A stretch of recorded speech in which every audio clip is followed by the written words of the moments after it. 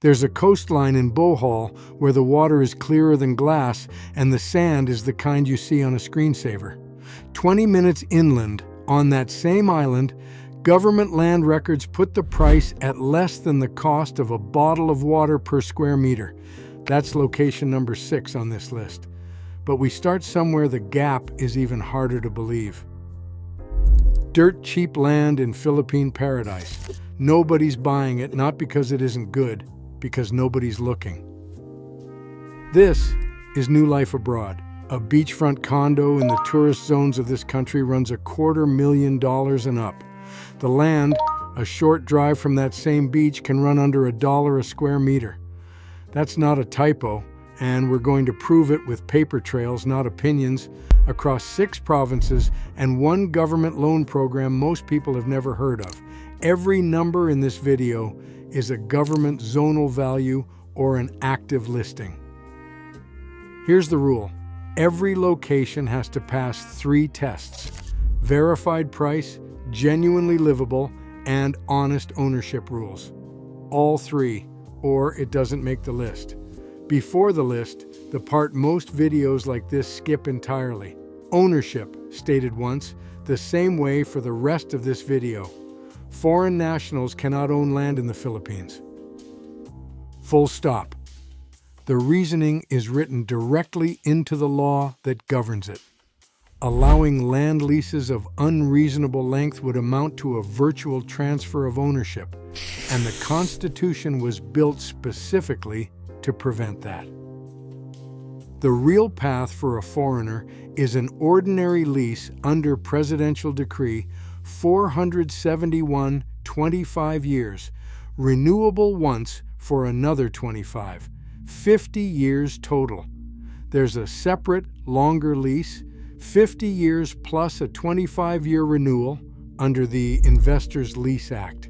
That one is for registered foreign investors funding factories, tourism developments, agro-industrial projects, not for someone buying a retirement lot, and we're not blurring those two together the way a lot of channels do. A foreigner can own a condo unit outright as long as foreign ownership in that building stays under 40%. And later in this video, we're going to walk through a real zero down payment loan program. That program is for Filipino citizens and dual citizens who've reacquired citizenship under Republic Act 9225, not for foreign nationals. We'll draw that line again clearly when we get there, because getting this wrong is the single fastest way to waste your money in this country. That's ownership settled. Here's the one most people get told is worse than it actually is, and a few get told is better than it actually is. Typhoons. The honest version, not the marketing version. Pagasa, the Philippines weather agency, classifies tropical cyclones on a 5-step scale, from tropical depression, up through tropical storm, severe tropical storm, typhoon, and finally super typhoon at the top. Roughly 20 of these systems enter Philippine waters every year. 8 or 9 make landfall. Peak season is July through October. Landfalls cluster in the eastern and northern parts of the country because of the typical east to west storm track those regions sit directly in. Mindanao gets hit far less often than the rest of the country, and you'll hear that repeated as though it means immune. It doesn't. A severe tropical storm hit northern Mindanao in December 2011 and caused catastrophic flooding in Cagayan de Oro itself, a city later on this list. A year after that, a super typhoon hit Davao Oriental at the very top of that scale, Category 5, the strongest cyclone ever recorded there. Rarely hit is true. Immune is a myth that's been publicly and repeatedly debunked, and we're not repeating it here. But the number that actually decides your monthly budget isn't the typhoon count. It's the one on your electric bill. The National Grid's residential rate runs around 14 to 15 pesos per kilowatt hour as of the middle of 2026. Provincial cooperatives run a bit lower, roughly 8 to 14 pesos depending on the region. Rates move month to month because fuel costs and peso exchange rates get passed straight through to your bill. That's why the same house with the same aircon can cost noticeably more in a dry summer month than in a cooler one. Run the actual math, and the gap between old and new technology gets expensive fast. A modern inverter aircon unit, run 8 hours a night, costs somewhere in the range of 2,200 to 2,500 pesos a month on its own. An older, non-inverter unit doing that same job can run closer to 3,500. The average Filipino household electric bill lands somewhere between 2,200 and 3,600 pesos total, and aircon accounts for 30 to 50% of that. If you're planning a monthly budget for any of the towns in this video, start with that number, not the headline land price. Healthcare outside Manila and Cebu drops off fast, and it drops off unevenly. A provincial capital might have a genuine tertiary hospital with a working ICU and a blood bank. A smaller municipality not far away might have a clinic that can set a broken bone and stabilize you for transport, and nothing more. Before you commit to any town on this list, find out specifically which hospital serves it and what level of care that hospital actually provides. Not after you've already bought the land. Now that the rules are on the table, here's where they actually play out cheapest, starting in the Visayas. Dumaguete in Negros Oriental is known as a retirement and university town. A walkable center, a waterfront boulevard, and dive access to Apo Island, a short boat ride away. Government records show land prices across the city ranging from just a few dollars per square meter in the outer neighborhoods to well over $100 per square meter in the busiest part of downtown, with a citywide average landing around $40. A few minutes from the center, prices settle into a much more modest range, which is closer to what most buyers here actually end up paying. A real listing backs this up. A modest residential lot in a private subdivision close to the city sold for around $35,000 total, working out to under $100 per square meter. One honesty check worth repeating here. Government valuation is the tax floor, not necessarily the asking price. City center listings can run several multiples higher than that baseline figure, and we're not pretending otherwise. Compare that figure to a beachfront condo unit in a major tourist zone, which routinely starts north of $200,000 for a modest one-bedroom, and the gap starts to make sense. But Negros Oriental isn't even the most dramatic example in this video. That's one province over, in Iloilo. Mina is a rural municipality, and it holds the lowest recorded land value in the entire province, somewhere around $1 per square meter. That's an actual government valuation on record, not a rounding error. A short drive away, Pavia, a fast-growing township minutes from Iloilo City itself, is currently pre-selling land at several $100s per square meter. A small residential lot running somewhere around $40,000 total, with a mall and the airport both close by. And Iloilo City Center itself, where most new arrivals actually land first, can run into the thousands of dollars per square meter in its most developed zones. 3 tiers, 1 province, around $1 in Mina, several $100s in Pavia, thousands of dollars in the city center. Same government schedule, 3 completely different distances from downtown. One flag worth stating clearly: the Pavia figure is a live pre-selling promotion, not a resale property, so construction timelines and developer risk apply in a way they don't with an already titled lot. Let's go further south to an island most retirement channels skip because of its reputation, not its reality. Siargao Island in Surigao del Norte is famous now for one thing: Cloud 9, one of the best surf breaks on Earth. And the tourism boom that's followed it over the last decade has pushed prices up fast in the town of General Luna. Beachfront land right along the shore is now valued at several $100s per square meter. government recorded. But the same municipality has inland areas without direct road access valued at under $40 per square meter, a fraction of the beachfront figure, still inside the same town that made this island famous. A real listing shows the middle ground clearly, a titled lot minutes from the surf breaks, listed at around $200 per square meter. The catch on Siargao, stated plainly, is that this island's popularity is recent and prices have moved fast, so anything marketed as undiscovered here should be treated with more scrutiny than in a slower-moving market. Verify listings directly rather than trusting a headline number. From Siargao, we go west, across the entire archipelago, to a province most people assume is uniformly expensive because of one town's international fame. Palawan has an average land value of around $10 per square meter province-wide, but that number hides an enormous internal gap.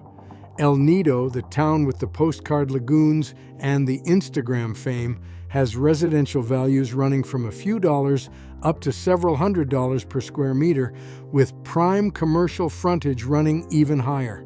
Taytay, the municipality directly next to El Nido, sharing a border and a similar coastline, sits well under $10 per square meter across most of the area.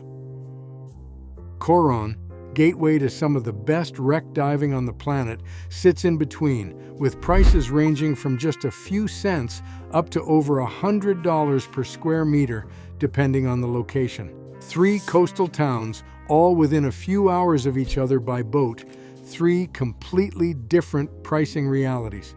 For context on the top end, Puerto Princesa, the provincial capital, tops out well into the hundreds of dollars per square meter in its most developed zones, while its outer edges remain valued at just a few dollars per square meter. Palawan is not one market. It's dozens of markets sitting a short drive or a short boat ride from each other, and the fame of one town says nothing about the price of the next one over. Our next stop takes us to Mindanao, to a city that gets left off almost every list like this because of a misplaced assumption about the whole island. Cagayan de Oro in Misamis Oriental is a genuine regional city, universities, malls, an international airport, and a river running through the middle of it. Citywide land values range from just over $1 per square meter in the outlying areas to well over $1,000 per square meter downtown, with a citywide average landing around $100. Downtown prices run into the hundreds of dollars per square meter, a short drive out that drops to well under $100. A real listing on the edge of the city shows a sizable residential lot priced at around $55 per square meter, enough land for a home and a genuine piece of property, still inside city limits. We need to be honest about this city specifically because it's the one location on this list with a real disaster history worth naming directly. In December 2011, a severe tropical storm caused catastrophic flash flooding through Cagayan de Oro, and it remains the single clearest argument against the idea that Mindanao is simply outside the danger zone. It rarely gets hit directly. It is not immune. And anyone telling you otherwise about this city specifically is skipping its own recent history. 5 locations down. Now, the one we opened this video with. This is the coastline we described at the start of this video. Panglao Island, home to the island's most famous beach, is the postcard version of Bohol. The water's so clear, it looks edited. Coral reefs a short swim from the shore. Government land records there show an average of around $800 per square meter, running as high as $1,600 right on the beach. Tagbilaran, the provincial capital just across the water, runs anywhere from $30 to well over $1,000 per square meter. A city price range, not a beach price range. but 20 to 30 minutes inland from Panglao, on that exact same island, sharing the exact same airport, a cluster of inland towns tells a completely different story. One of them sits beside a mahogany forest, another is home to the Chocolate Hills, one of the most photographed landscapes in the entire country, and every one of them runs under $25 per square meter. Same island, same airport. A price difference of over 30 times, and the only thing separating them is a 20-minute drive. That's the location we promised you at the very beginning of this video, and now you know exactly why it made the list.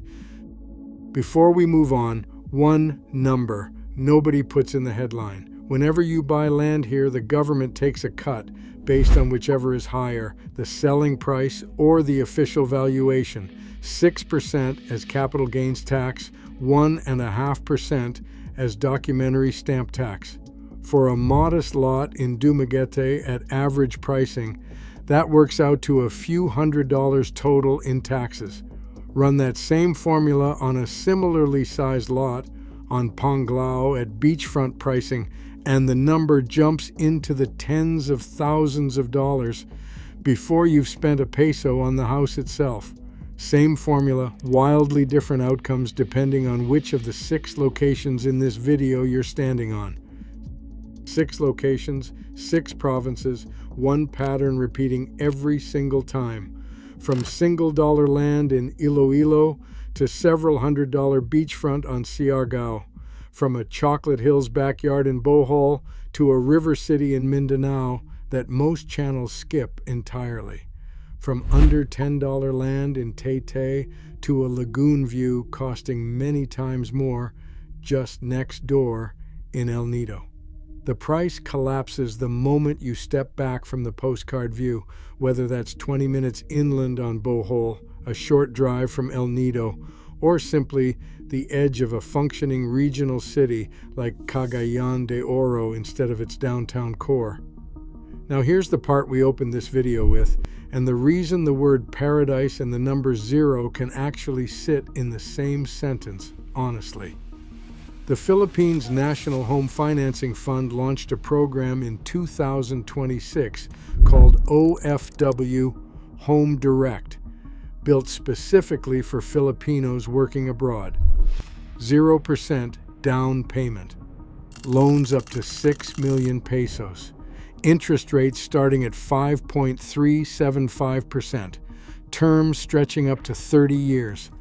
And the entire application can be filed from outside the country with no need to fly home to start the process. Here's what it actually takes. You need to be a registered member of the fund with at least 24 months of contributions on record at a minimum of 200 pesos a month for overseas workers. Registration happens online through the fund's own portal using your passport details, and most members receive their membership ID within about 24 hours. Contributions can be paid through mobile wallets, card, online banking, or accredited remittance partners most overseas workers already use. Once you've hit the contribution minimum, the loan application itself can be filed online directly or in person at a Philippine embassy or consulate, and you can designate a representative back home through a special power of attorney to handle anything that requires being physically present. That loan can be used to purchase a fully developed residential lot, a house and lot, or a condominium unit, which means every single location we just walked through in this video is a legitimate candidate for that 0 down payment loan, provided the buyer qualifies. And here's the qualification. We need to restate clearly one final time because we said it at the start of this video and we're not letting it drift by the end of it. This program is for Filipino citizens and for dual citizens who've formally reacquired their Filipino citizenship under Republic Act 9225 by taking the oath of allegiance. If you're a foreign national with no Filipino citizenship, this specific loan is not available to you. And your path back to any of the 6 locations in this video is the lease arrangement we described earlier, 25 years, renewable once for another 25, under Presidential Decree 471. 2 different paths, 2 different sets of people, kept separate the entire way through this video on purpose, because conflating them is exactly the kind of mistake that costs people real money in this country. So here's the honest version of everything you just watched. 0 pesos down is real, and it's real specifically for Filipinos and dual citizens working abroad through a documented government program that exists right now. What's true for absolutely everyone, foreign or Filipino, is the price gap. We showed you 6 separate times in Negros Oriental, in Iloilo, on Siargao, across 2 neighboring towns in Palawan, inside the city limits of Cagayan de Oro, and on a single island in Bohol. Land 20 minutes apart can cost 30 times more, sometimes 200 times more, depending entirely on which side of an invisible line you happen to be standing on. And that line has nothing to do with beauty and everything to do with proximity to whichever town became famous first. That's not a slogan. That's a set of government records sitting in public databases that almost nobody bothers to check before they assume the whole country is either impossibly cheap or impossibly expensive. It's neither. It's specific, and now you know exactly where to look. If you've already found your own version of this, a town, a listing, a price that seemed too good to be true, tell us the town name and what it actually cost you in the comments below. The best discoveries on this channel come directly from viewers who've already done the legwork, and that's exactly how the next video on this channel gets made. Share this with someone who thinks paradise in this country only comes at resort prices, and subscribe if you want to see where we go next.